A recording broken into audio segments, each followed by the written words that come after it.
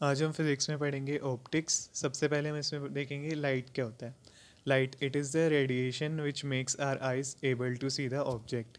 एक तरह की रेडिएशन होती है। रेडिएशन मतलब कि एनर्जी होती है जो हमें किसी ऑब्जेक्ट को देखने में हेल्प करती है। जो इसकी स्पीड होती है, स्पीड ऑफ लाइट होता है 3 × 10⁸ ये वैक्यूम के अंदर रहती है। वैक्यूम मतलब जैसे कि कोई फ्री स्पेस है जहाँ पे कोई भी पार्टिकल्स नहीं है। स्पीड ऑफ लाइट जो है सबसे ज़्यादा वैक्यूम में होती है, उसके बाद सबसे ज़्यादा गैस में होती है, देन लिक्विड, और सबसे कम होती है speed of light solid object के अंदर। फिर क्या है रिफ्लेक्शन। रिफ्लेक्शन क्या होता है? Bouncing back of light after striking any smooth shiny surface. जैसे कोई भी हमारे पास, हम मान लेते हैं कोई मिरर है या स्मूथ या शाइनी सरफेस है, उस पर लाइट जो है वो इंसिडेंट कर रही है और फिर उसके बाद रिफ्लेक्ट करती है। तो इस पूरे फेनोमेना को हम बोलते हैं रिफ्लेक्शन ऑफ लाइट। जो किसी सोर्स से लाइट आ रही होती है तो उसे हम बोलते हैं इंसिडेंट रे, और जिस पॉइंट पे वो पड़ती है सरफेस के उसे हम बोलते हैं पॉइंट ऑफ इंसिडेंस। और जो रिफ्लेक्ट होके जा रही होती है रे उसे हम बोलते हैं रिफ्लेक्टेड रे।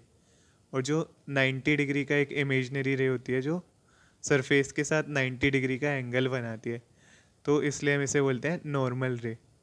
और जो इंसिडेंट रे और जो नॉर्मल रे है, इनके बीच का जो एंगल होता है इन्हें हम बोलते हैं एंगल ऑफ इंसिडेंस। इसे हम आई से डिनोट करते हैं।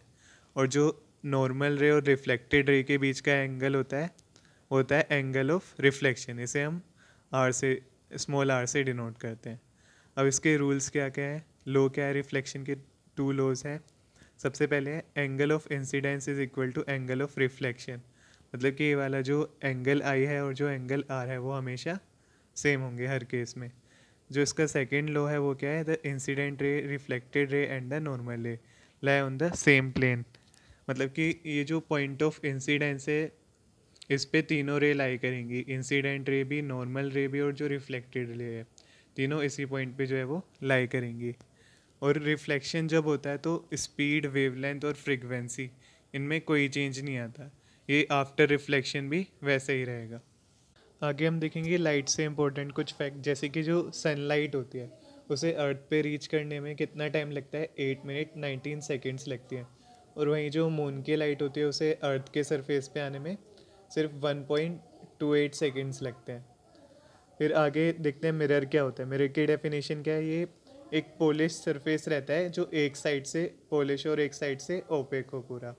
और मिरर जो होते हैं वो 2 टाइप्स के होते हैं, एक होता है प्लेन मिरर और एक होता है स्पेरिकल मिरर। स्पेरिकल मिरर को हम कर्व मिरर भी कहते हैं, उनके बारे में हम बाद में पढ़ेंगे। सबसे पहले प्लेन मिरर। प्लेन मिरर क्या होता है? It's reflecting surface is plane.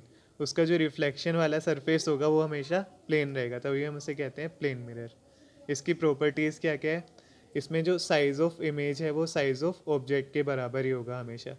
मतलब जैसे कि अगर कोई, किसी की हाइट 170 सेंटीमीटर है तो मिरर में भी वो सेम हाइट का ही दिखेगा।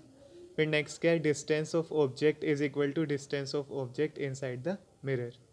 ठीक है, मतलब कि उसके जो ऑब्जेक्ट जितनी दूरी से है मिरर पे उतना ही मिरर के अंदर दिखाई देगा, उतनी डिस्टेंस पे। जैसे कि हम मान लेते हैं मिरर से 4 मीटर की डिस्टेंस पे खड़े हुए हैं, तो मिरर के अंदर जो हमारी इमेज बनेगी वो भी 4 मीटर बिहाइंड रहेगी।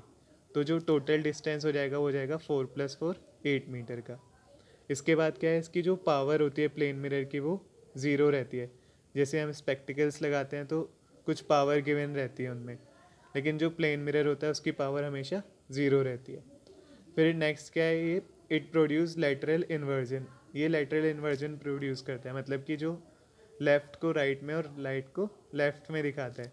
इसलिए जो एम्बुलेंस होता है उसमें जो एम्बुलेंस लिखा रहता है उसकी स्पेलिंग वो उल्टी लिखी रहती है। फिर हम आगे कुछ यूजेस देखते हैं इसके। सबसे पहले it is use as looking glass.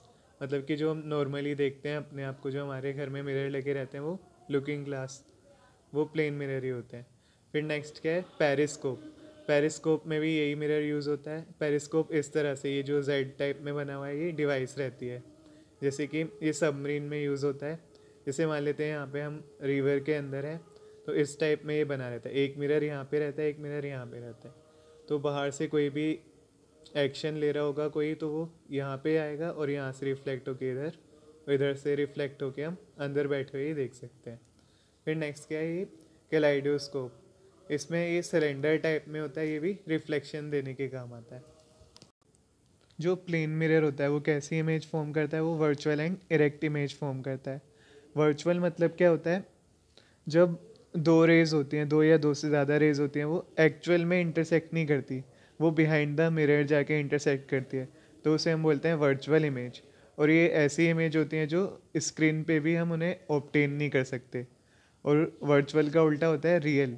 तो रियल इमेज कौन सी होती है, वो रियल इमेज क्या होती है, वो इंटरसेक्ट कर सकती हैं आगे जाके, उनके जो रेज होते हैं वो इंटरसेक्ट कर सकते हैं।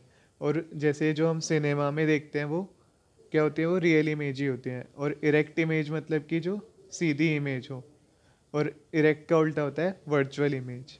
तो जो मिरर हमेशा वर्चुअल फॉर्म करेगा वो हमेशा इरेक्ट इमेज फॉर्म करेगा। इसके बाद हम देखेंगे स्पेरिकल मिरर। स्पेरिकल मिरर को भी हमने दो पार्ट में डिवाइड किया हुआ है, concave mirror and convex mirror. तो कॉनकेव, केव वर्ड से याद रख सकते हैं, केव मतलब होता है गुफा, मतलब ऐसे करके बना सकते हैं शेप। तो ये जो अंदर वाला होता है ये इसका रिफ्लेक्टिंग सरफेस होगा हमेशा। तो जिसका रिफ्लेक्टिंग सरफेस इनवर्ड्स रहता है उसे हम बोलते हैं कॉनकेव मिरर। और वहीं कॉन्वेक्स मिरर में क्या होता है, इसका जो रिफ्लेक्टिंग सरफेस होता है वो आउटवर्ड वाला होता है। फिर इनकी कुछ प्रॉपर्टीज़ देखते हैं जो स्पेरिकल मिरर्स में कॉमन रहेगी दोनों में। जैसे कि जो पोल होता है, तो पोल जो एक्चुअल में जो मिरर है हमारा उसके सेंटर को हम बोलते हैं पोल, इसे पी से डिनोट करते हैं। और इसके बाद एक सेंटर ऑफ कर्वेचर।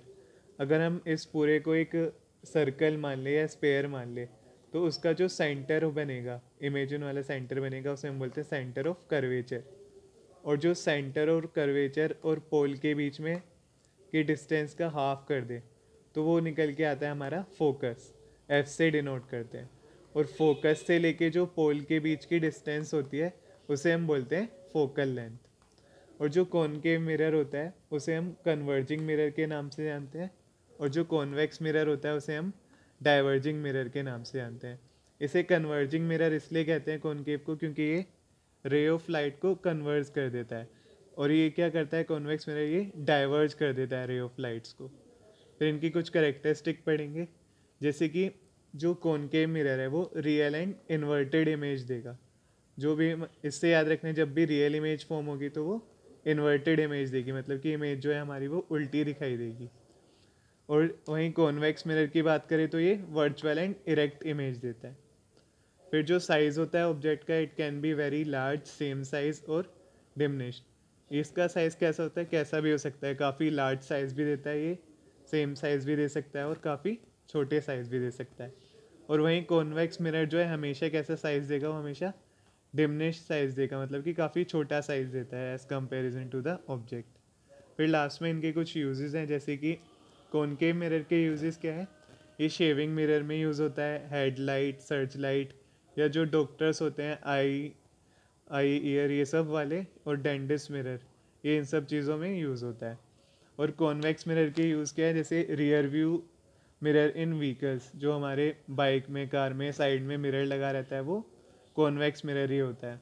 और also it is use as shop security mirror, जो शॉप वगैरह में, ज्वेलरी शॉप वगैरह में ऊपर की साइड मिरर लगे रहते हैं, उसमें क्या होता है छोटे से एरिया में ही पूरी दुकान का जो है वो कवर कर लेता है, सब कुछ दिखता है उसके अंदर।